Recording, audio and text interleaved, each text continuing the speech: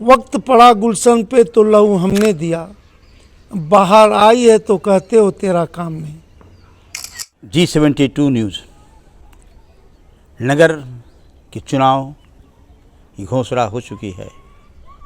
उम्मीदवार अपने अपने पोस्टर टांग चुके हैं। मोहम्मदाबाद उस शहीदी धरती जहाँ 18 अगस्त 1942 को 8 लोग शहीद हुए थे।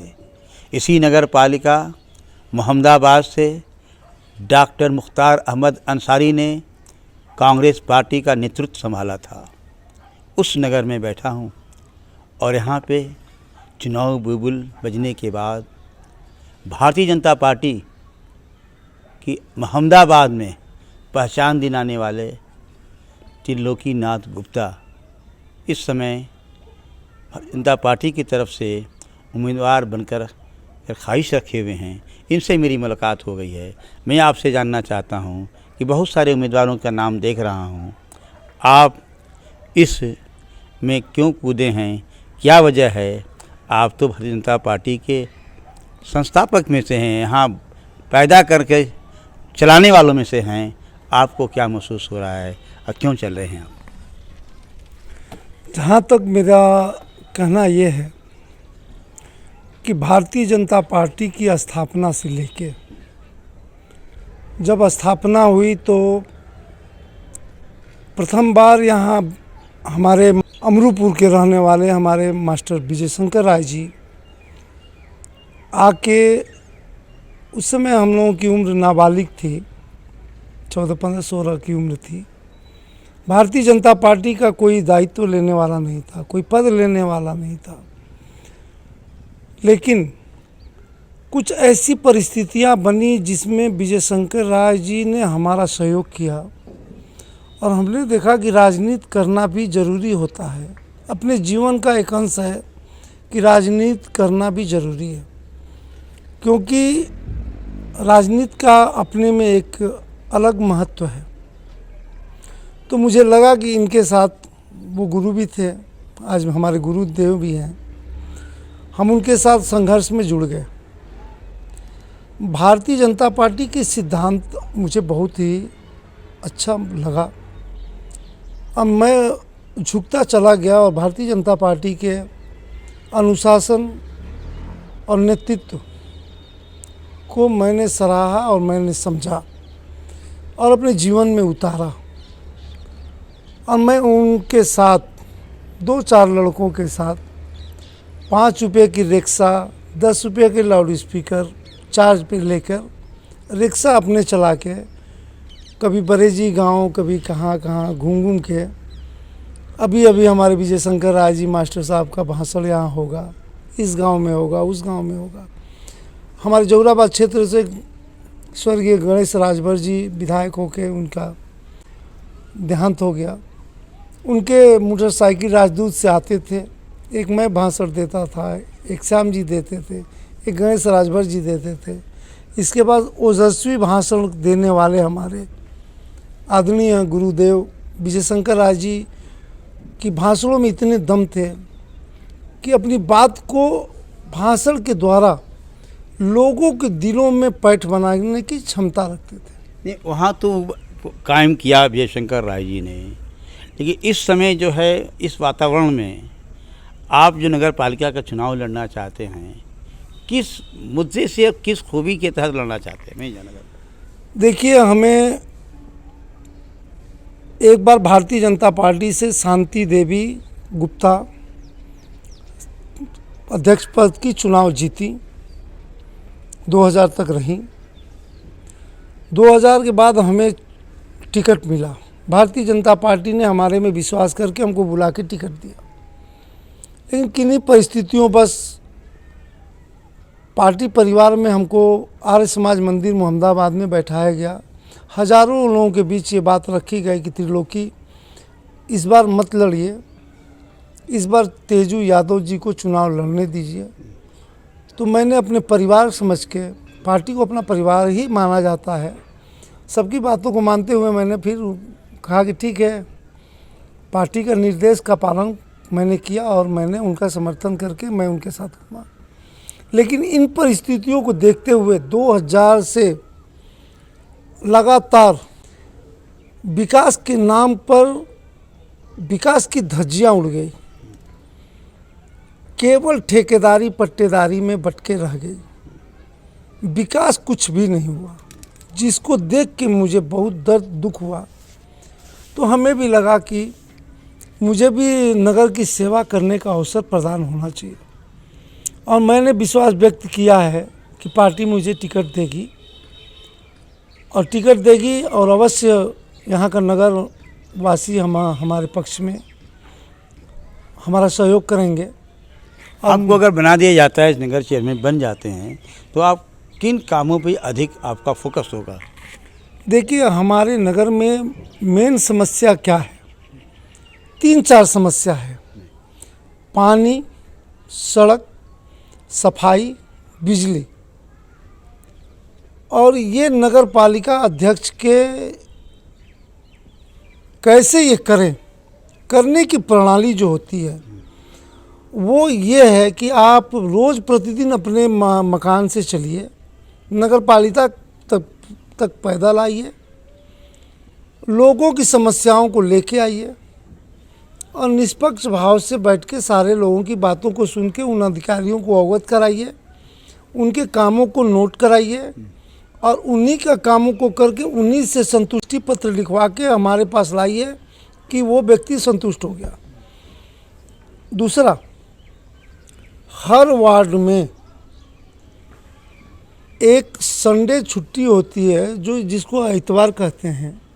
आइतवार के दिन उन अधिकारियों को लेके, ये चारों समस्याओं के अधिकारियों को लेके, ईओ अधिकारी को लेके हर वार्ड में हर हफ्ते पीरियड वाइज एक चौपाल लगाया जाए, उस वार्ड की समस्याओं को सुना जाए, जिसकी जो समस्या वो नोट कराया जाए, उनकी समस्याओं का निवारण किया जाए। जहाँ तक हमसे संभव है हम करें, हमसे संभव नहीं है तो प्रदेश में अपनी सरकार है, केंद्र में अपनी सरकार है, वहाँ तक हम जाएं और अपने जनता की लड़ाई लड़ें। आज सबसे बड़ी समस्या क्या है? फुटपाथ पे लोग, हजारों की संख्या में फुटपाथ पे लोग कपड़े की दुकान लगा के, चप्पल की दुकान लगा के, ये वो लगा के फुटपाथ पे बैठे हुए हैं। आज तक नगर पालिका के अध्यक्ष के ये दिमाग में नहीं आया कि ये फुटपाथ के लोगों को उठते हैं और तुरंत नगर पालिका का आदेशानुसार उठा के फाँक देते हैं। उनकी समस्या का क्यों कभी ध्यान नहीं देते, जबकि इस समस्या का समाधान है। पूछिए कैसे? हमारा तहसीलदार बंगला जो है, तहसील पे तहसीलदार एक होते हैं, उनके अंडर में लेखपाल 10 लोग काम करते हैं। उनके बंगला जो है वो बिगहा में है और सड़क के इस कोर से लेकर उस मुंसफी छोर तक जाता है। सामने पशु चिकित्सालय का बाउंड्री है। इन सारे में दुकानों को बनवा दिया जाए, पूरे डाकखाना तक 8 बाई 8 का ही दुकान बना दिया जाए और फुटपाथियों को अटैच कर दिया जाए। 1500 रुपये महीना भी देंगे। नगर पालिका का अध्यक्ष का कर्तव्य बनता है कि गरीबों को कैसे हम सहारा दें। अमीर तो अमीर हैं, सब अपने अपने भाग्य और अपने संघर्ष की बदौलत अमीर गरीब हुए, लेकिन नगर अध्यक्ष का दायित्व होता है कि नगर के पिछड़े लोगों की समस्याओं को दूर करना। अगर वहाँ पे दुकानें बन जाती हैं तो क्या सड़क आपकी छोटी नहीं हो जाएगी, पतली नहीं हो जाएगी?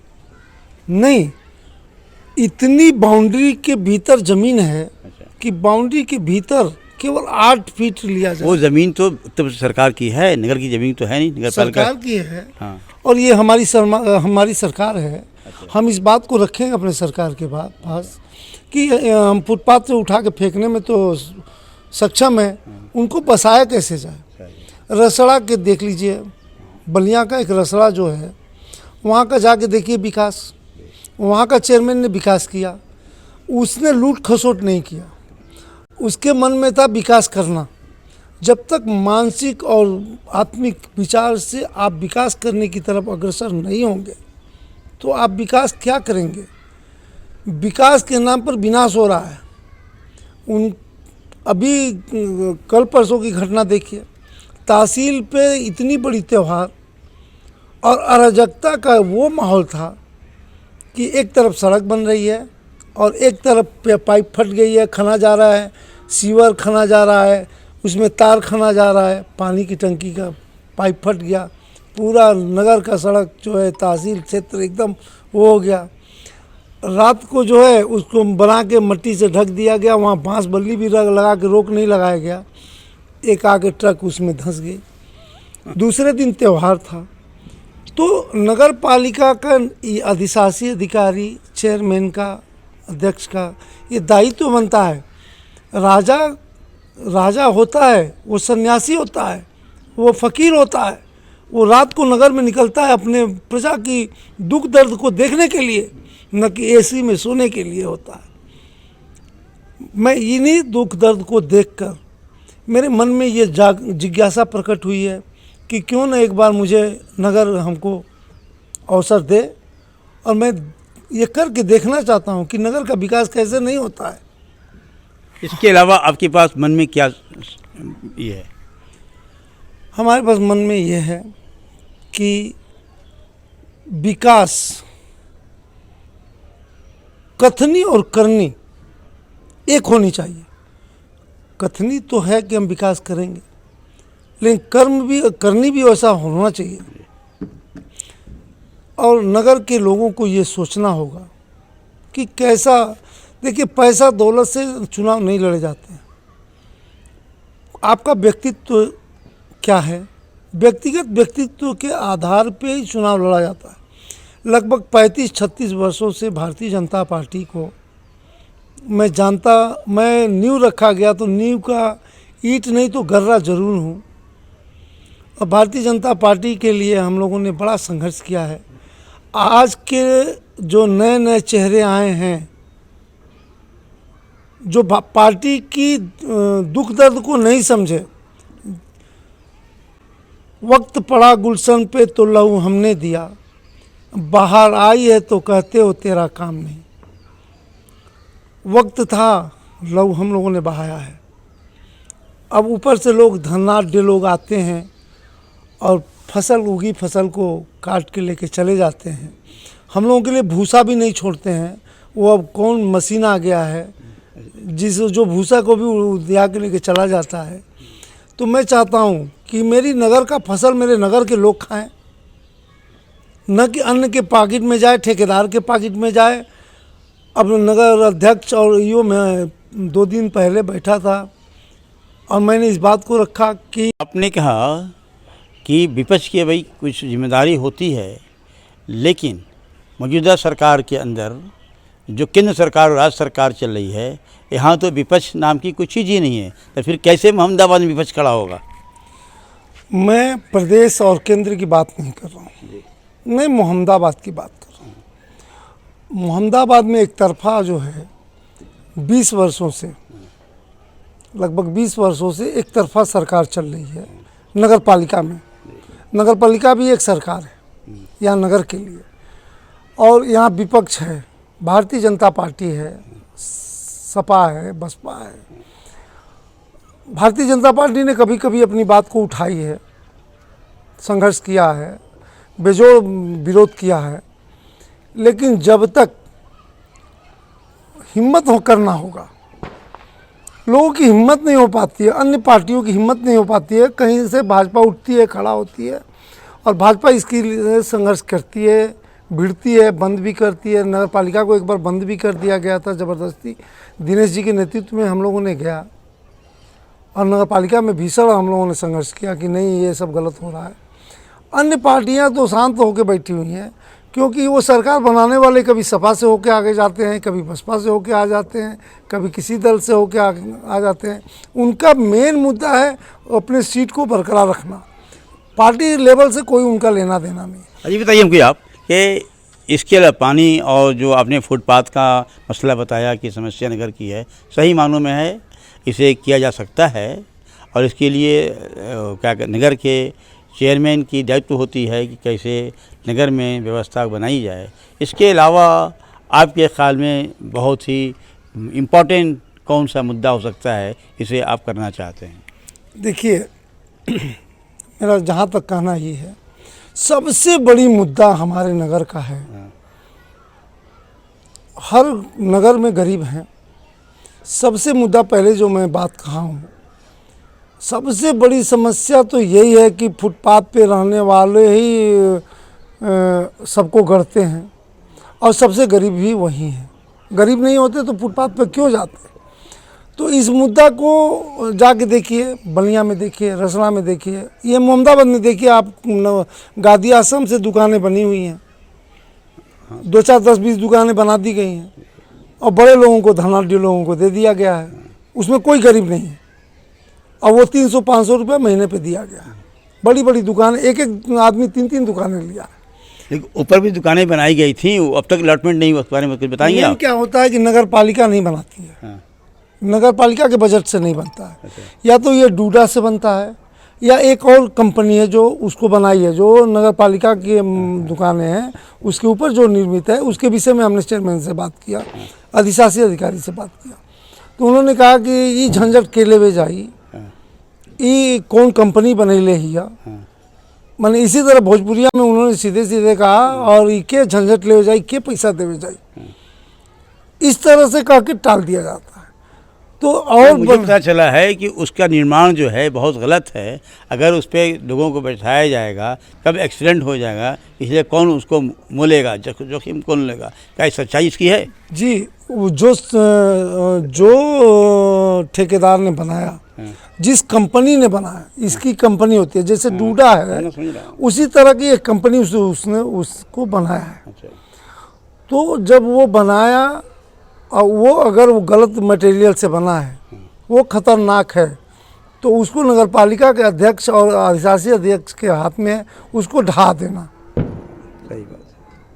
अगर वो खतरनाक है तो आपका जर्जर मकान को तुरंत नोटिस भेजते हैं कि आप अपने मकान को गिरवा दीजिए, अन्यथा नगर पालिका उसको गिरवाएगी और आपसे हर्जाना भी लेगी।